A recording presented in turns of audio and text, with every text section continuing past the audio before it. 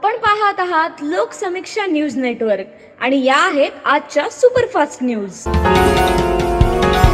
या बातमीपत्राचे प्रायोजक आहेत विठ्ठला नर्सिंग कॉलेज, मामू कॉफी जवळ, Brahmangaon, Gangakhed road, Parbhani. Maharashtra nursing council व महाराष्ट्र शासन मान्यता प्राप्त महाराष्ट्र राज्य शुश्रूषा व पॅरावैद्यक शिक्षण मंडळ संचलित विठ्ठला नर्सिंग कॉलेज, परभणी। जीएनएम प्रवेश प्रक्रिया सुरू आहे। 12वी पास विद्यार्थ्यांनी संपर्क साधावा। वैशिष्ट्ये: एससी, एसटी आणि एनटी प्रवर्गातील विद्यार्थ्यांना मोफत प्रवेश। मुलींसाठी स्वतंत्र वसतिगृहाची सुविधा उपलब्ध। प्रवेशासाठी 90 75 44 01 44 93 70 75 82 71 आणि 95 27 20 80 88 या क्रमांकावर संपर्क साधावा। नमस्कार, मी प्रभू दिपके लोकसमीक्षा न्यूज नेटवर्क मध्ये आपलं स्वागत करतो। आपण पाहत आहात परभणीचं एकमेव बातमीपत्र Loksamiksha superfast. Red apple exclusive MIDC परिसर, परभणी। परभणीचे जिल्हाधिकारी म्हणून संजय रामराव चव्हाण यांनी आज 21 ऑगस्ट रोजी जिल्हाधिकारी पदाचा पदभार स्वीकारला।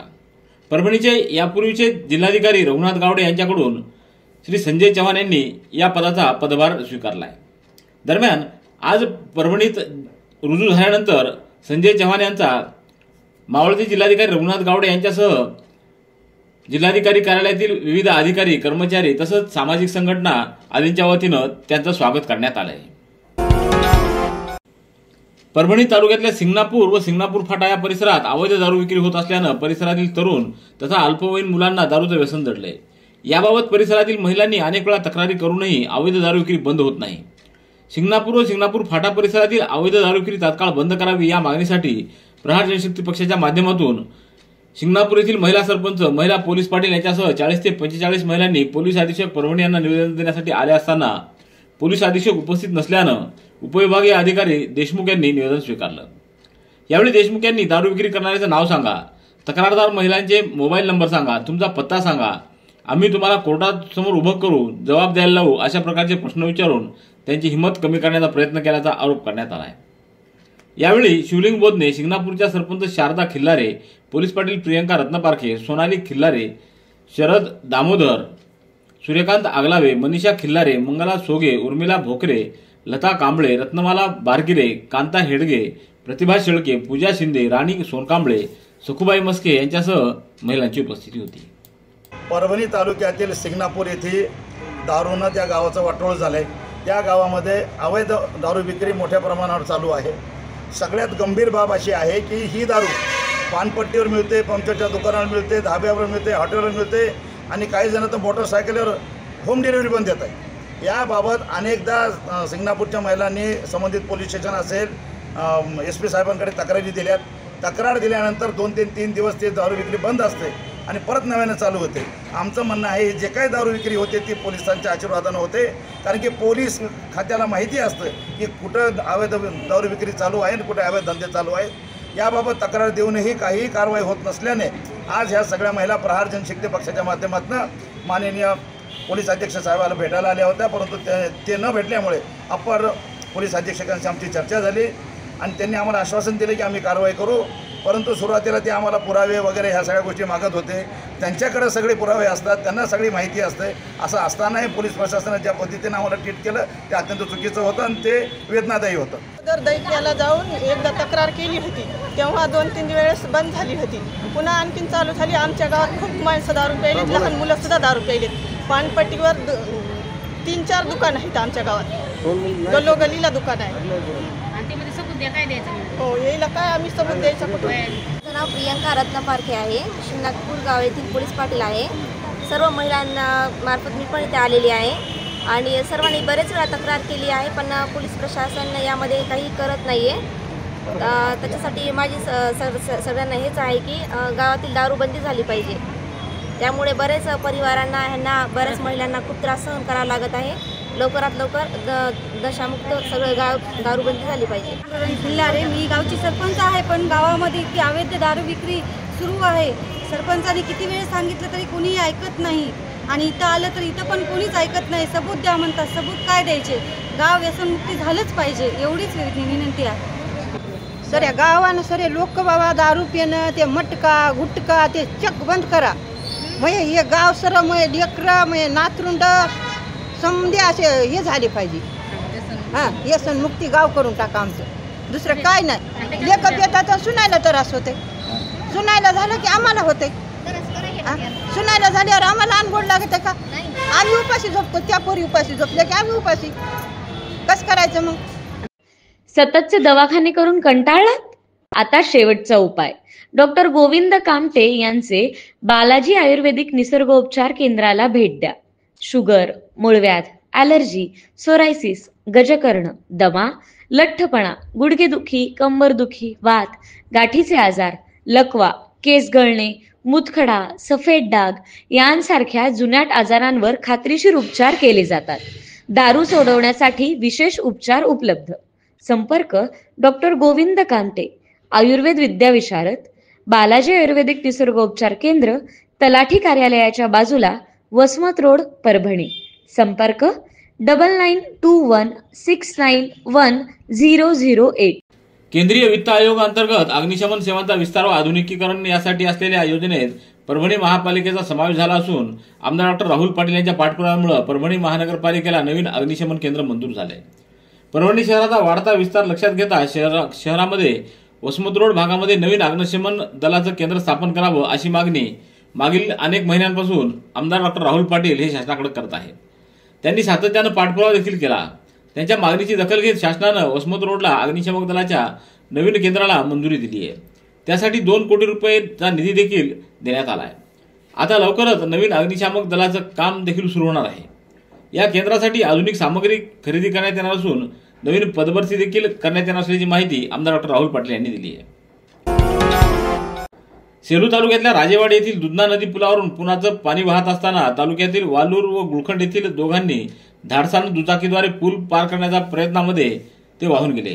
त्यापैकी वालूर येथील मारुती हरकळ यांचा मृतदेह बुधवारी सकाळी महसूल पथकाने शोधला होता. मात्र गुळखंड येथील छबुराव जावळे यांचा पत्ता लागला नव्हता. त्याबाबतची शोध मोहीम सुरूच होती. अखेर आज 21 ऑगस्ट रोजी छबुराव जावळे यांचा देखील मृतदेह महसूल पथकाने शोधून काढलाय. सेलू तालुक्यातल्या मारुती हरकळ व छबुराव जावळे हे काम आटोपून सेलू येथून वालूरकडे जाण्यासाठी निघाले असता अतिवृष्टी आणि सततच्या पावसानं राजेवाडी परिसरातील दुधना नदीला पूर येऊन पुलावरून पाणी वाहत होतं. हरकळ व जावळे यांनी धाडस करत पुलावरून दुचाकी चालवण्याचा प्रयत्न केला व त्या प्रयत्नामध्ये दोघेही पुराच्या पाण्यात वाहून गेले होते. हज यात्रेला गेलेल्या भारतीय यात्रेकरूंना काही ठिकाणी गंभीर अडीअडचणींना सामोरं जावं लागतंय. त्यामुळे या यात्रेकरूंसमोर उद्भवलेल्या समस्यांची तातडीनं दखल घेऊन केंद्र सरकारनं त्यांच्या अडीअडचणी दूर कराव्यात अशी मागणी राष्ट्रवादी काँग्रेस शरदचंद्र पवार पक्षाच्या खासदार श्रीमती फौजिया खान यांनी केली आहे. केंद्रीय अल्पसंख्याक मंत्री किरेन रिजिजू यांची त्यांनी नवी दिल्लीत खासदार श्रीमती फौजिया खान यांनी भेट घेऊन मंत्री महोदयांना हज यात्रेकरूंसमोर उद्भवलेल्या समस्या निवेदनाद्वारे निदर्शनास आणून दिल्या आहेत. परभणी शहरातल्या उड्डाणपुलावर तुमच्याजवळील रोकड पडली आहे असं म्हणत दुचाकीस्वाराला थांबवलं व त्यानंतर दुचाकीस्वार रक्कम उचलण्यासाठी गेल्यानंतर संबंधितांनी दुचाकीच्या समोरील पॉकेटमध्ये ठेवलेले 2 लाख रुपये अज्ञात चोरट्यांनी लंपास केले. ही घटना काल दुपारी 1च्या सुमाराला घडली आहे. या प्रकरणी कोतवाली पोलिसात गुन्हा नोंदवण्यात आला आहे. पेडगाव येथील अशोक हरकळ यांनी खासगी बँकेतून ट्रॅक्टरचं कर्ज फेडण्यासाठी 2 लाखाची रोकड काढली होती. ही रोकड घेऊन उड्डाणपुलामार्गे दुचाकीवरून गंगाखेडकडे जात असताना उड्डाणपुलावर आल्यावर अशोक हरकळ यांना दुसऱ्या दुचाकीवरील इसमानं तुमच्याजवळ रक्कम पडली आहे असं सांगितलं. यानंतर अशोक हरकळ यांनी आपली दुचाकी थांबवून रक्कम उचलली व त्यानंतर दुचाकीवर बसून गंगाखेड रोडकडे निघाले. त्यावेळी त्यांना गाडीतील समोरच्या पाकिटमध्ये ठेवलेली 2 लाखाची रोकड गायब झाल्याचं दिसून आलं.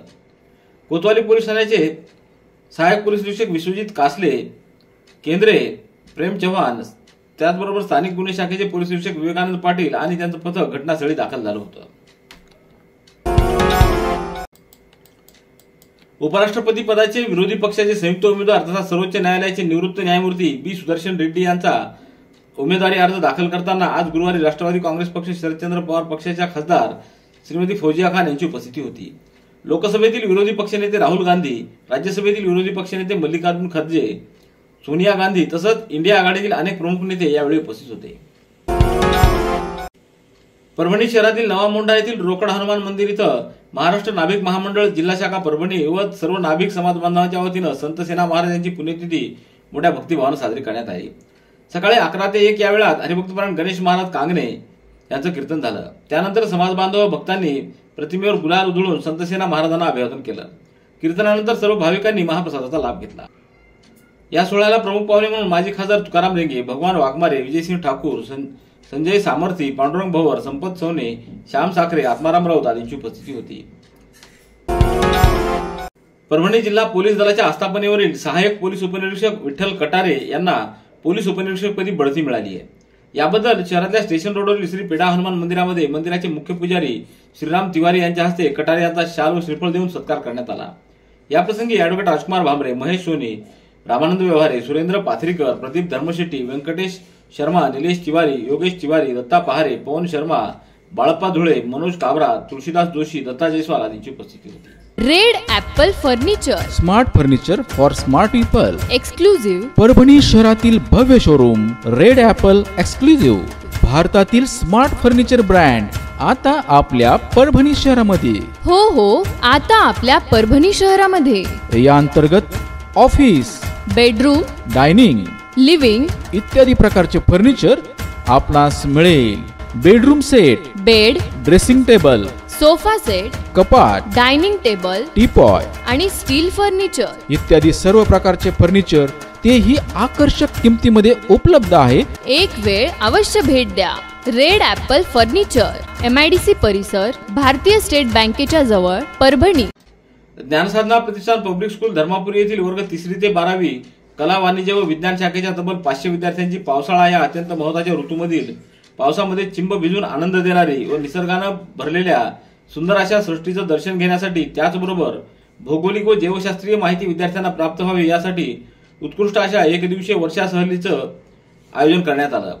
ज्ञानसाधनाचे अध्यक्ष किरण सोनटक्के व सचिव शीतल सोनटक्के यांच्या संकल्पनेतून विद्यार्थ्यांना शैक्षणिक गुणवत्तेबरोबरच बाह्य जगाचाही अभ्यास व्हावा या हेतूनं विविध शालेय व सहशालेय उपक्रमाचं आयोजन करण्यात येतं।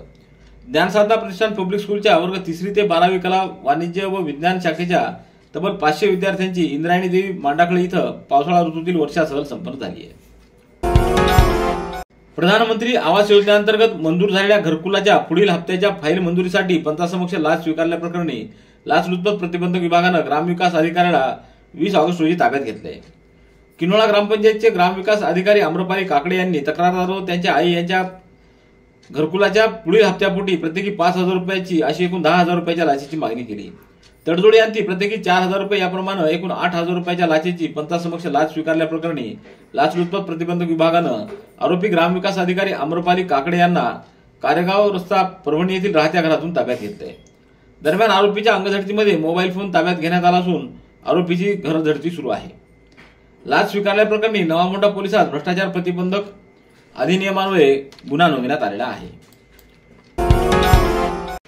परभणी शहर महानगरपालिकेच्या आरोग्य विभागामार्फत खानापूर नागरी प्राथमिक आरोग्य केंद्र इथं परिसरातील नागरिकांसाठी मोबाईल व्हॅनद्वारे कर्करोग तपासणी शिबिराचं आयोजन करण्यात आलं। या शिबिराचं उद्घाटन आयुक्त नितीन नार्वेकर यांच्या हस्ते करण्यात आलं। यावेळी डॉक्टर कल्पना सावंत यांनी आयुक्तांचं स्वागत केलं, तर डॉक्टर आदिती जोंधळे, डॉक्टर आरती सूर्यवंशी, डॉक्टर विद्या पवने आदींची यावेळी उपस्थिती होती। नांदेडच्या स्वामी रामानंद तीर्थ मराठवाडा विद्यापीठांतर्गत आंतर महाविद्यालय टेबल टेनिस स्पर्धा 20 ऑगस्ट रोजी परभणी येथील बी रघुनाथ महाविद्यालय इथं संपन्न झाली। यात एकूण मुलींच्या 6 संघांनी सहभाग नोंदवला। यामध्ये संत जनाबाई कॉलेजच्या संघाने बाजी मारत तृतीय क्रमांक पटकावला। संत जनाबाई कॉलेजमधील मुलींनी आंतर महाविद्यालय स्पर्धेत यश मिळवल्याबद्दल डॉक्टर आत्माराम टेंगसे, ॲडव्होकेट संतोष मुंडे, प्राचार्य BM धूत, डॉक्टर चंद्रकांत सातपुते, डॉक्टर संतोष गायकवाड, भारत हत्तीआंबेरे आदींनी अभिनंदन केलंय। जिंतूर बस स्थानक परिसरात दररोज शेकडो विद्यार्थिनींना शिक्षणाकरिता प्रवास करावा लागतो, मात्र त्यांच्या सुरक्षेची जबाबदारी ज्यांच्यावर आहे ते पोलीस कर्मचारी जिथं कायम अनुपस्थित असल्यानं विद्यार्थिनी असुरक्षिततेच्या सावटाखाली प्रवास करत आहेत। बस स्थानकात एकही पोलीस कर्मचारी हजर नसल्याची वस्तुस्थिती दिसून येते। महिलांच्या सुरक्षेसाठी पोलीस प्रशासनानं स्थापन केलेलं दामिनी पथक प्रत्यक्षात फक्त नावापुरतच राहिले। पूर्णा येथील श्री गुरुबुद्धी स्वामी महाविद्यालयात राष्ट्रीय सेवा योजना तर्फे भारताचे माजी पंतप्रधान राजीव गांधी यांची जयंती सद्भावना दिवस म्हणून साजरी करण्यात आली। राजीव गांधी यांच्या जीवनावर आणि कार्यावर माहिती देण्यात आली। या प्रसंगी गुरुबुद्धी स्वामी शिक्षण संस्थेचे सहसचिव प्राध्यापक गोविंद कदम, प्राचार्य डॉक्टर के राजकुमार, उपप्राचार्य डॉक्टर गजानन कुरुंदकर, प्राध्यापक शिवसाम कापसे, पर्यवेक्षक उमाकांत मिटकरी, उपप्राचार्य शहनशाह शेख, कार्यालय अधीक्षक बाळासाहेब कुलकर्णी, गिरीश शिवणकर आदींची उपस्थिती होती। रेड ॲपल एक्सक्लुझिव्ह MIDC परिसर परभणी. याबरोबरचे बातमीपत्र संपलं. पुन्हा भेटूया उद्याच्या सुपरफास्ट बातमीपत्रात. पाहत रहा लोकसमीक्षा. तुम्हाला हे बातमीपत्र कसं वाटलं याबद्दल आपली प्रतिक्रिया नोंदवा. दररोजचे अपडेट्स मिळवण्यासाठी लोकसमीक्षा चॅनलला सबस्क्राईब करा. धन्यवाद.